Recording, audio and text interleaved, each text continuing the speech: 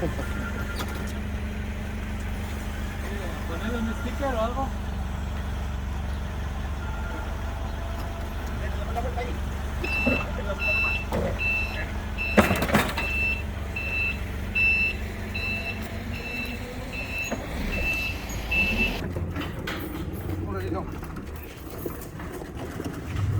It's basically a $300 board. Oh, oiga, no puede subir. No puede subir la cosa para subir. Sí, ya, Tomás, anda con punto de Javi. ¿Sabes que yo lo tengo también con la cosa? Óigame, don Marcos, no se ponga celoso, dígame. Así no.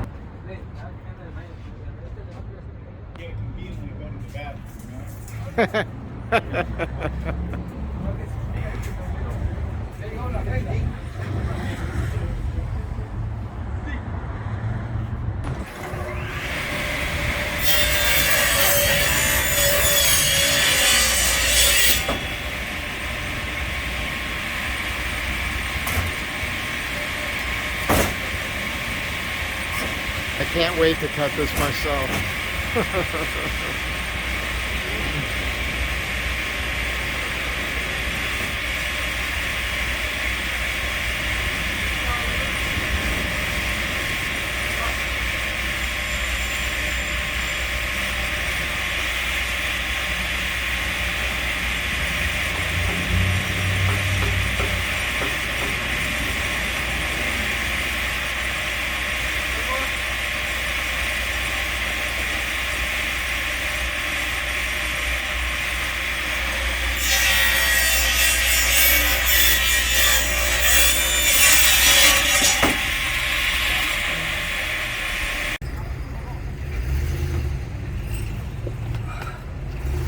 I gotta get my straps and tie it down. It was really funny because everybody wanted to help me, and I told them, don't help me. If I can't get these up here on my own, I can't get them down either.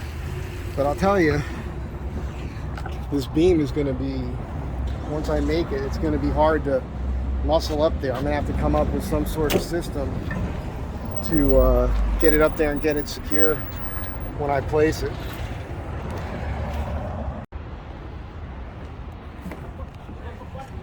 I love these surfboard racks. When I was on the East Coast last year, I did a job for an architect who's also a surfboard shaper, Richard Luthranger, and he was using these when we picked up lumber. So I bought these at the Right Coast Surf Shop in Seaside Park, New Jersey, and these are my go-to straps now.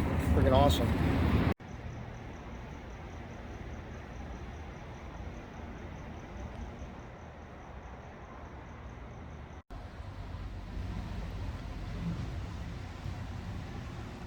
Safety third? I don't know.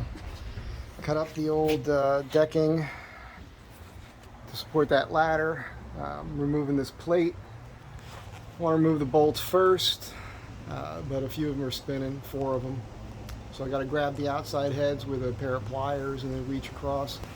And it's just one of these situations where it's unfortunate because it's, you know, a little precarious. But, you know, you have to think it out.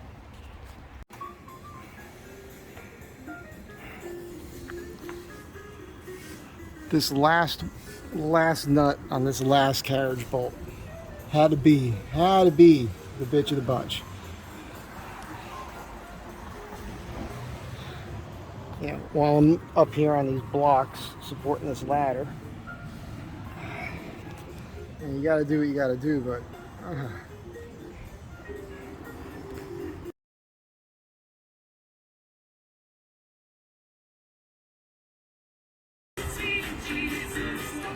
well, it was a good idea when they first came up with it, but you can see how that plate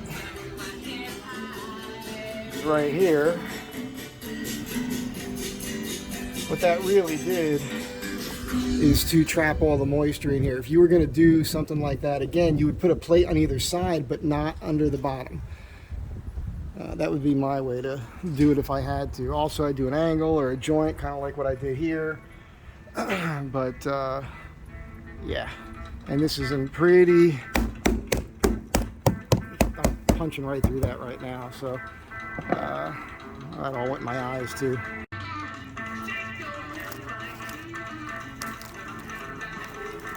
And this, my friends, is dry rot, which is actually damp. But yeah, that's how crazy this is. You literally just pull it apart. Front end of this is pretty solid, so I may leave that, cut an angle here, and just piece in back towards the corner of the house.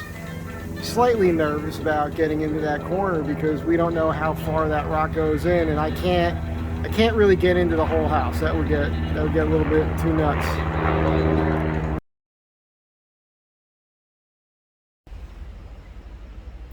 So yesterday I was working on this and I was trying to remove the screws in that cleat. Got about half of them. I had to cut the other lowers, and then there's 3 uppers I couldn't really get to cut them. And they also glued that on there, which makes my life a little bit more difficult than it needs to be. I brought out the old Tiger saw. Pretty cool because in the box I already had these. These are great. These are like limb cutting, like for, yeah, so I have one of these in the truck all the time, and I've been using this Bosch, this small handheld sawzall, and it works for most things, but when you're trying to push a metal cutting blade high up, you know, between those 2 pieces of wood, it's just not working. It would just bog down, and I drained the battery real quick. I have not yet taken the time or spent the money for a full-size 18-volt Makita sawzall, which I do need to get. So I still have this one. I'm going to use this in a minute here to try to cut through those screws, and then I can work on getting the beam down.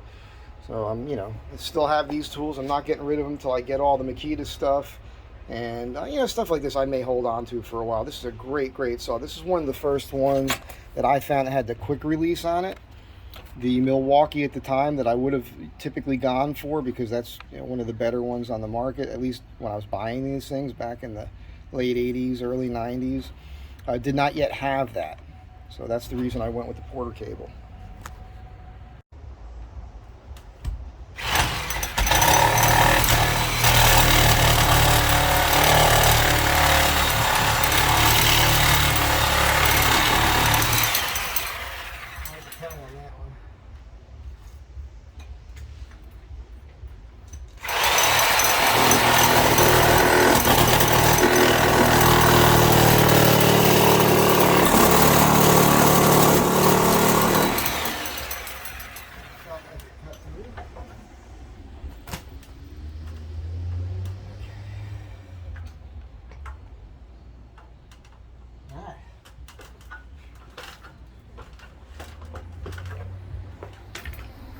Porter cable Tiger saw. It's always been good to me. Every once in a while, the quick release is a bitch, but that's because it gets clogged up with dust or something. And I don't think I've ever used the adjustment on this.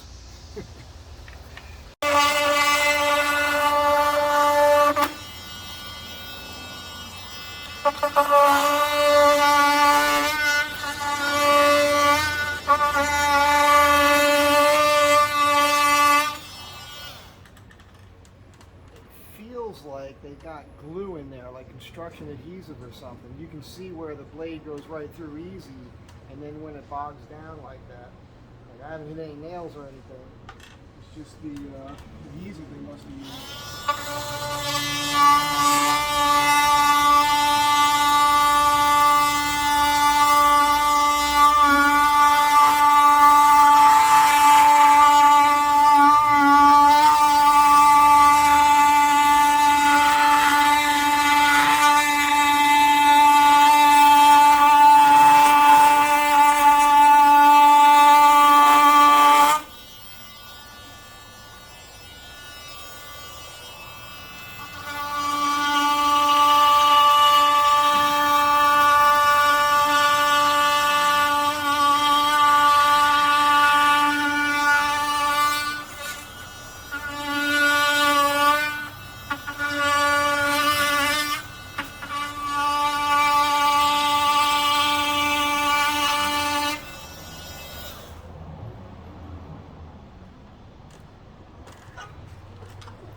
see what a dirty job this is.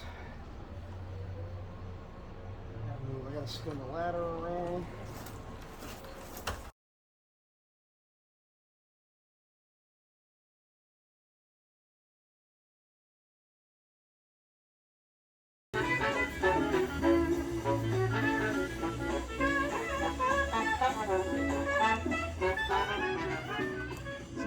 Game changer, man.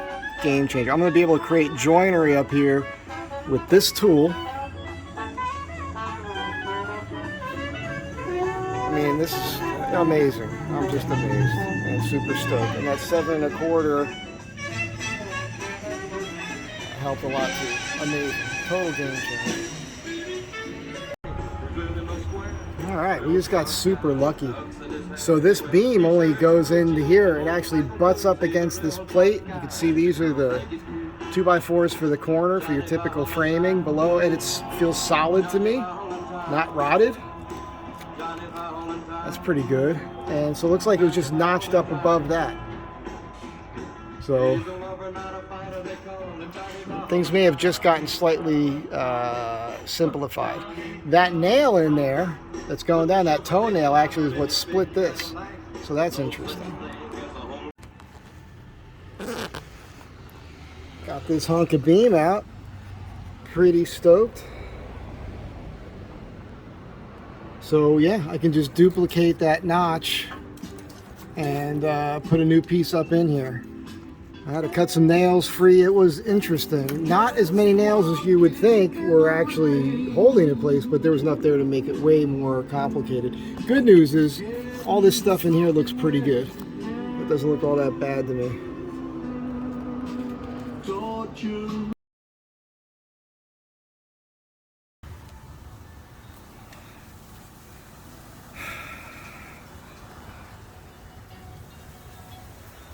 It's out.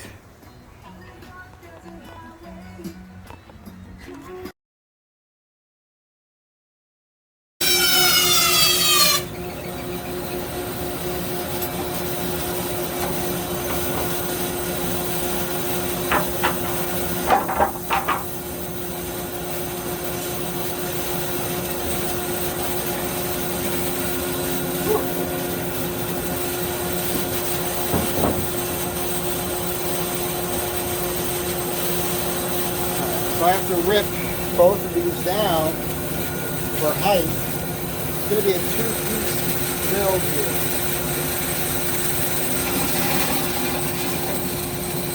This first part here that I'm working on is going to be the section that is the tenon that goes inside the. It's going to go inside the wall. So this is the tenon here, and this is about 6.5 inches from here to here. So that's what this is going to be, and it'll have this cut out of it. I have to narrow this up to about 5 1/8. Right now it's about 5 3/8.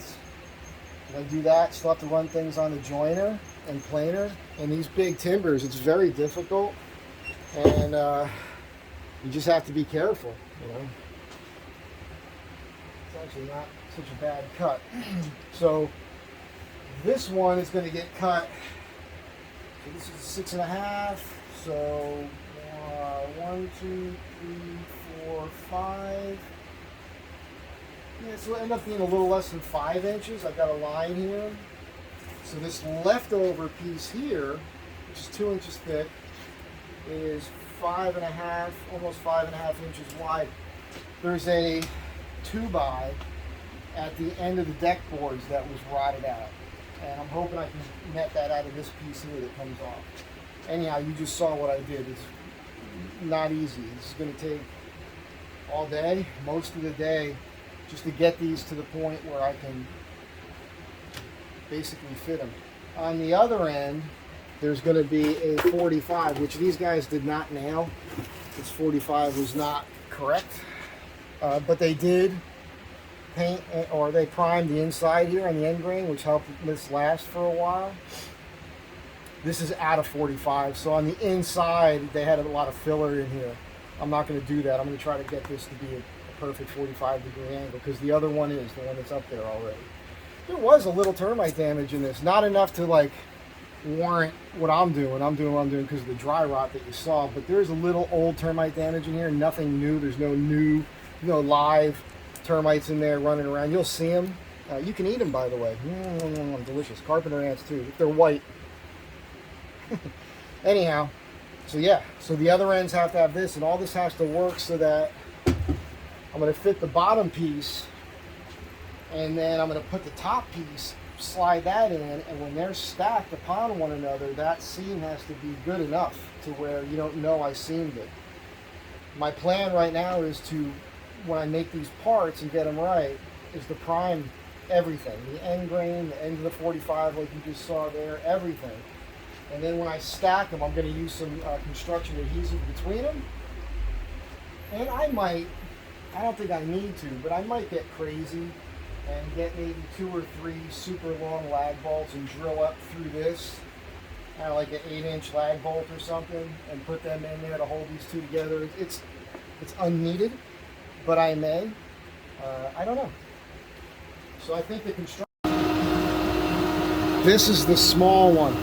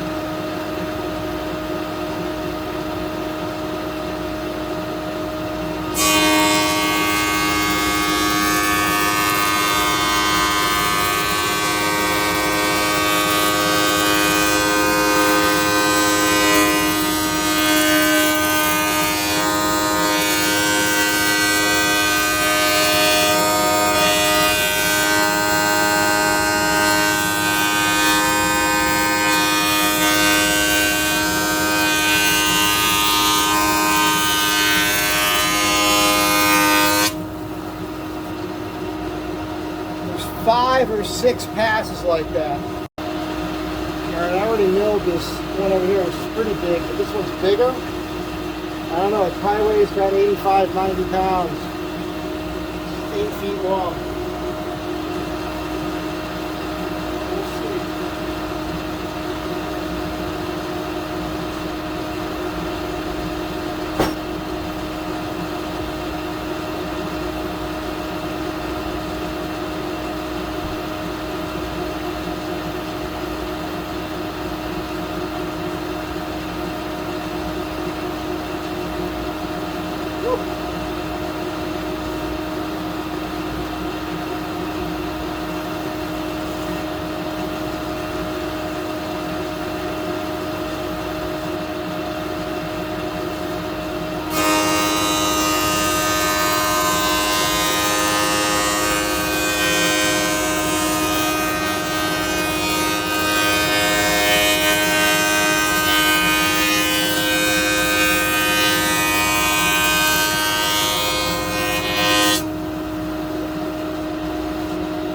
Trying to face one side flat because there's a slight twist or bow to all of these. On that beam, I tried to push it up against the fence to get 90, and I can't really do it perfect. So my new strategy is to get it straight after I face the side, and then use the bandsaw over here to resaw because I can get closer to 90 on the bandsaw.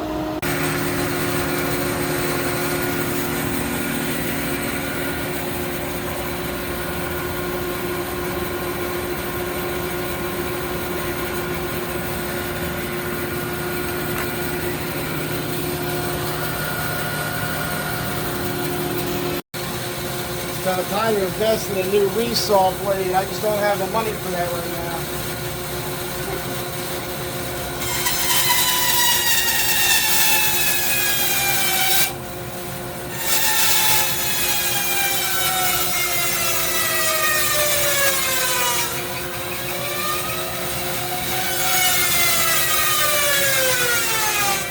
That bobbing down. That's a 3 horsepower engine motor.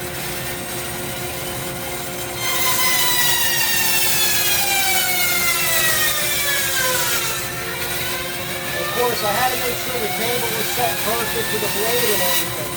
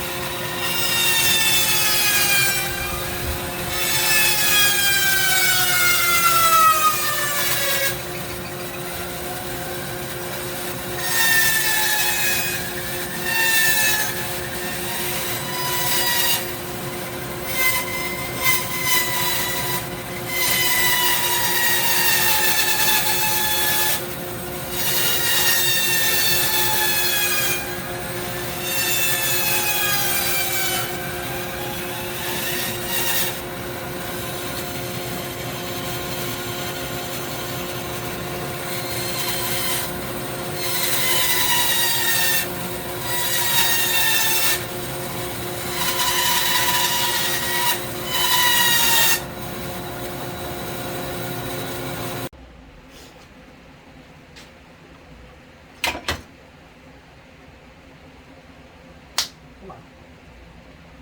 Ah, got him. Little bastard.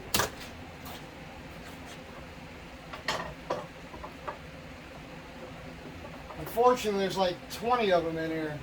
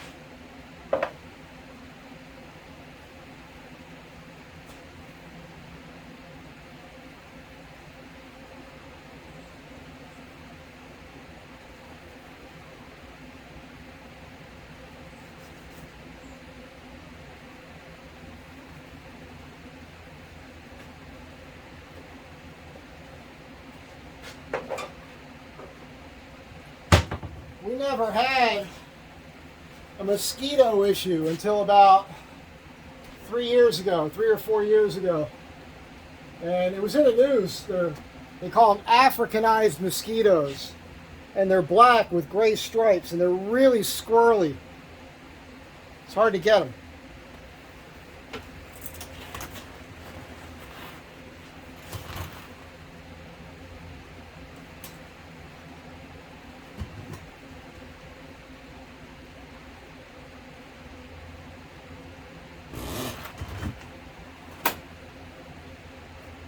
I just pushed that too hard again.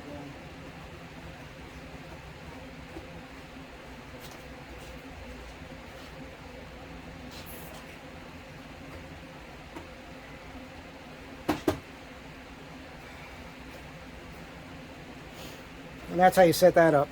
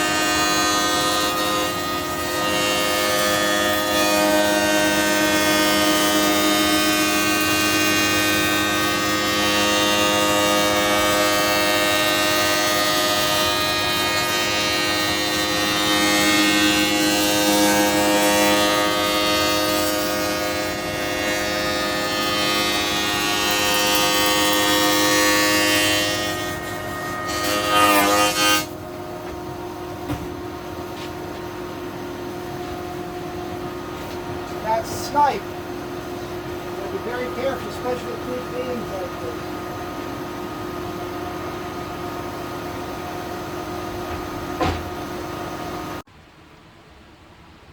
Alright, so these two pieces are going to stack just like this. And just over 11 1/4. It's funny because my measurements when I was there were between 11 1/4 and 11 3/8. These cutoff parts are closer to 11 1/4. I think I'm dead on what I need to be, a little over 5 inches thick. And when I was measuring the other parts, when they were up there, it was like 5 1/8. But these parts are closer to 5. So I think it's just swollen in the middle. I'm just looking at all these mosquitoes here, and they're hunting for me. The wind is blowing them away. Anyhow, there's one. So the idea here, now, I have to cut the 45, and this is the part that's going to have the notch. And the idea is that this bottom part, I'm going to lift up into place, slide that into the hole, get that miter marked right, lay it up there, fasten that down. And then this piece here, I'm going to hoist this up on the ladder and fit it up on top here and slide that right in and thunk it right up to that other miter. Or, you know, on top of this one, have that all match. And then I'll do any filling I need to do, but basically that should be it. And that's the only, you know, it's the safest way for a guy to do this by himself. And when I went to the lumber yard, this would be what you would call, I suppose, like a 12 by 6. They didn't have anything that size there. So I had to buy something that it was actually stamped on it 7.5 by 5.5, so that would be a 6 by 8. And it was a 16 footer. And I was putting a video together, so I'll probably post that, and that's going to have a lot of the footage of me working on the porch itself, removing the old beam. But you'll see it in that video. They had to use a forklift to carry that around. They cut it in half for me, so I had 2 8-footers that were 6 by 8. So I put them up on the van, and I've been moving all that around. So it was all day today. Now, I worked about a couple hours this morning on it, but it was only like an hour of real time, I feel like. And then after lunch, I came back, and I've been working for about 4 hours, just throwing these timbers around. You saw the video. It was just insane. It's an all-day workout. I am beat up. I'm going to feel this tonight and tomorrow. Tomorrow's Saturday. I'm going to do the joinery cuts on these tomorrow. It shouldn't take me that long, a couple hours. And then Sunday, I'm working on the van. Dave just sent me a text. So, woo-hoo. Anyhow, you just saw that's lifting heavy shit all day long. Just throwing timbers around on this little, you know, you've seen it, the Inca 590 joiner planer and the 18-inch bandsaw. So yeah, that's all day, just throwing timbers around, picking it up, carrying it over. You know, that's a serious, my body's, you know, I feel pretty good, to be honest with you, but I'm gonna feel it later. I need a girlfriend that's a masseuse. Any takers? Be good to one another. I'll catch you next time.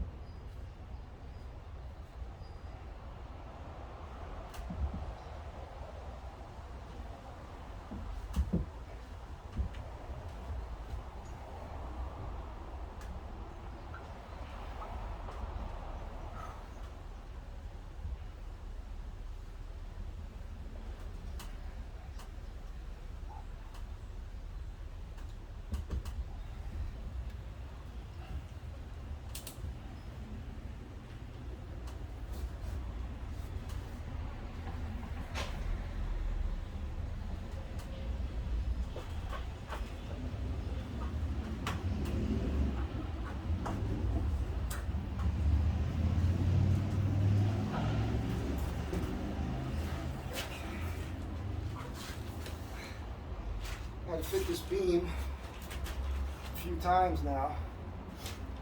The problem I'm having is I'm trying to fit this like furniture. It's not furniture. I've had to bevel this back because the decking hangs 2 inches over, but I'm still hitting because the deck boards are a little different. So I'm going to go ahead and do a nice even notch. It's going to come down, step, and over. And then I'll get it in there, no sweat.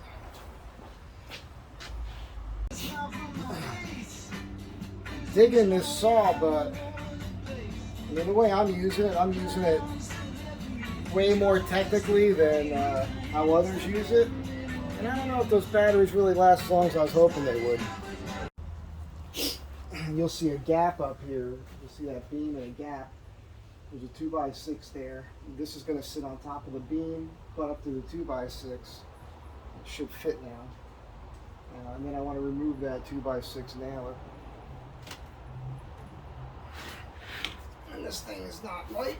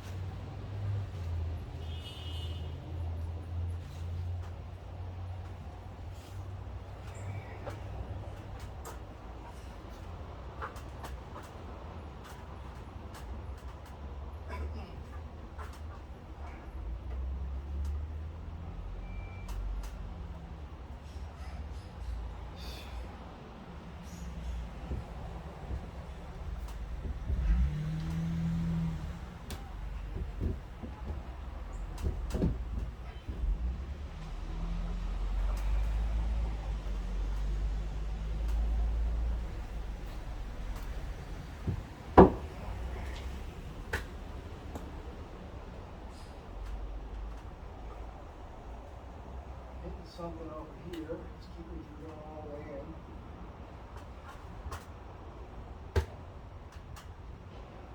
Figure that out, but at least I know this is going to work now.